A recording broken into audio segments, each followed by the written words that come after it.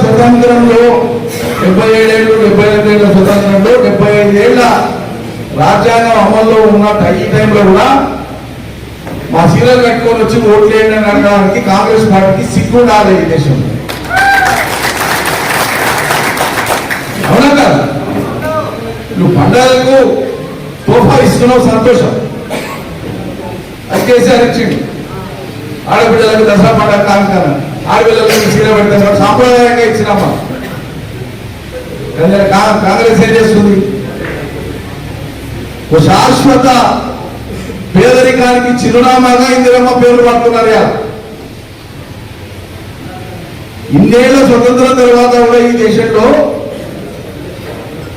పేదల పేరు తీసుకొని పేదలకి మేము చేస్తున్నాం అన్నదాన్ని మీరు ఇందిరాగాంధీ పేరు వాడుతున్నట్టే ఈ పేదరికాన్ని చాలా భద్రంగా ఈ దేశంలో కాపాడినటువంటి దరిద్ర పార్టీ కాంగ్రెస్ పార్టీ. అంబేద్కర్ గారిని గుర్తు చేసుకునేటువంటి దినం కాబట్టి వారికి వినమ్రంగా మనం అందరం కూడా నివాళులు అర్పిస్తూనే గౌరవాన్ని ప్రకటిస్తూనే అంబేద్కర్ పొందుపరిచినటువంటి ఆర్టికల్ 3 ప్రకారంగానే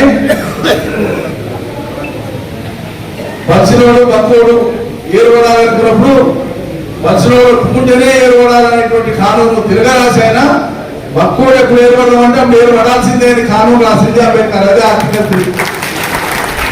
ఆర్టికల్ 3 అంటే అదే లీగల్ పరిభాషలో ఉన్నదాన్ని మీకు అర్థమయ్యేది చెప్తున్నాను.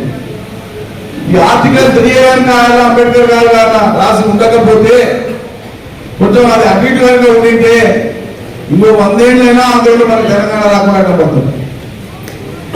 అప్పటిదాకా తెలంగాణలో ఉన్న సన్నాసులు ఆయా పార్టీలకు సంబంధించిన వాళ్ళు వాళ్ళ సంక్రాంతితోనే ఉంటుంది. ఇది మనం గ్రహించాలి. వాళ్ళందరూ కూడా అటువంటి గ్రామాలను సందర్శించి మీతో మాట్లాడి మిమ్మల్ని కన్విన్స్ చేసి ఒకరిని చేసి ఒప్పించేస్తారు. ఓకే, చెప్పుకోవడానికి చాలా